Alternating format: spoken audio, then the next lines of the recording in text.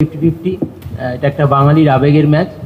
আমরা আমরা as a east Bengal আমরা পুরোপুরি তৈরি যে টিমই সামনে আসুক, যে কারণ আমরা কোয়ালিফাইং রাউন্ডে যথেষ্ট ভালো রেজাল্ট করেছে এবং আশা করব কোয়ার্টার ফাইনালেও ভালো রেজাল্ট করতে। অর্ঘদা। সৌভিক, আমি ইন্ডিয়ান পার্সপেক্টিভেই জিজ্ঞেস করছি যে অনেকে বলছে যে মোহনবাগানের যে ইন্ডিয়ান ব্রিগেড আছে তারা ডার্বি খেলার ক্ষেত্রে অভিজ্ঞ এবং ইন্ডিয়ান ব্রিগেডে তোমাদের চেয়ে একটু এগিয়ে আছে। তো তুমি নিজে একটা বহু ডার্বি খেলেছো, তোমার কি মনে হয় এটা কি এই ম্যাচে ইন্ডিয়ান ব্রিগেড তোমাদের ওদের এগিয়ে?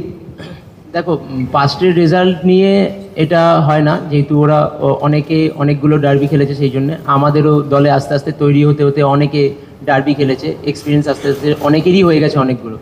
কিন্তু ডার্বি যখন খেলতে নামবে সেটা আইদার এই বছর হোক বা পরের বছর হোক বা প্রিভিয়াস থেকে হয় না, ডার্বি দিনের ওপর নির্ভর করে।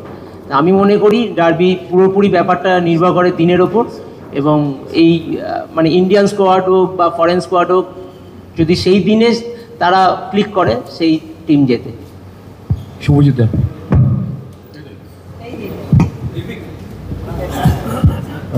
আনন্দবাজারে আছি, বলছি তুমি নিজে বহু ডার্বি খেলেছো, তো এই ডার্বিটাকে পার্টিকুলারলি কোনো বিশেষভাবে দেখছো বা তোমার পার্সোনাল টার্গেট কি?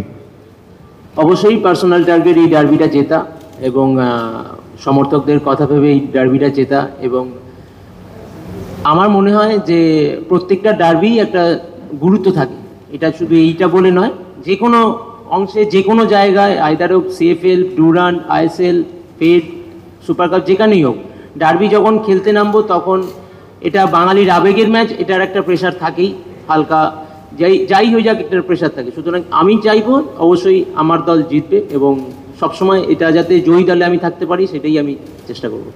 গোপাল দা। প্রিপারেশন চলছে ডার্বির, হঠাৎই একটা স্যাড নিউজ এলো, তোমাদের টিমের এক সদস্যের বাবা মারা গেলেন আর কি। এটা কি কোনো টিমের উপরে এফেক্ট পড়ে ডার্বি মতে বড় ম্যাচের আগে আর কি?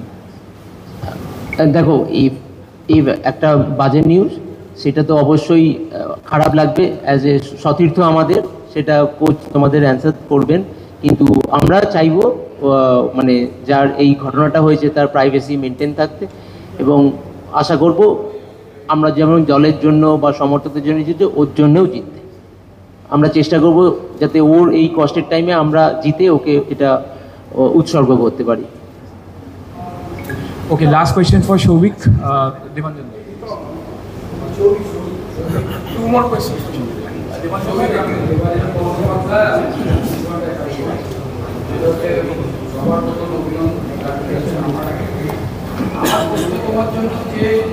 গত 5 বছরে দেখা গেছে ইস্ট বেঙ্গল যখনই ডার্বিতে নেমেছে তখন কোনো না কোনোভাবে কিছু বিশেষজ্ঞ তথাকথিত প্রকাণ্ড বিশেষজ্ঞ যে ইস্ট বেঙ্গল পিছিয়ে বা ইস্ট বেঙ্গলকে একটু নড়বড়ে লাগছে। এবারে তোমাদের যে টিম, এবার কি মনে হচ্ছে যে ইস্ট বেঙ্গল ওইসব স্টিকার ঝেড়ে ফেলে এবার একদম নতুন উদ্যমে এবার ছাপানো? অবশ্যই নতুন করে পুরোপুরি নতুন করে ছাপানোর চেষ্টা করবে, এবং আমাদের এই বছর সেইভাবেই প্রিপারেশন চলছে এবং সবাই দেখতে পাচ্ছে কিভাবে খেলছে। আশা করব এই বছর পুরনো তত্ত্বগুলোকে পিছনে ফেলে নতুন করে আবার স্টার্ট করা। লাস্ট কোয়েশ্চেন সৌভিক, একটা প্রশ্ন হচ্ছে যে মোহনবাগান এই সল্টলেক স্টেডিয়ামে দীর্ঘদিন হারেনি, প্রায় 18খানা ম্যাচ, আমি যদি না ভুল হই।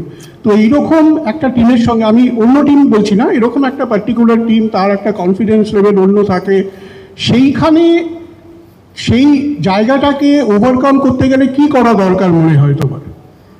এটা 18টা হোক বা তার বেশি হোক বা তার কম হোক, যাই হোক, এটা সবসময় টাফ। যে কোনো ভালো টিমের এগেনস্টে খেলা অলওয়েজ একটা মোটিভেট করবে নিজেদেরকে যে এটা ভালো খেলতে হবে, জিততে হবে। যখন ডার্বি এটা একটা স্পেশাল গুরুত্ব, এটা আমাদের দলের সবাই নিজের 100% দিয়েই সেই ম্যাচটাকে জেতার চেষ্টা করবে, এটা অবশ্যই বাড়তি গুরুত্ব থাকে। ওকে, নাও question.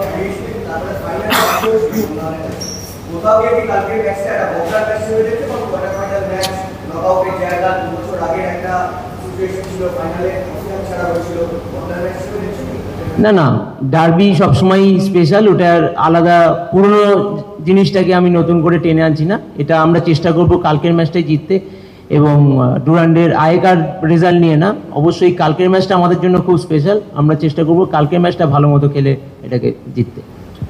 Okay, now questions for the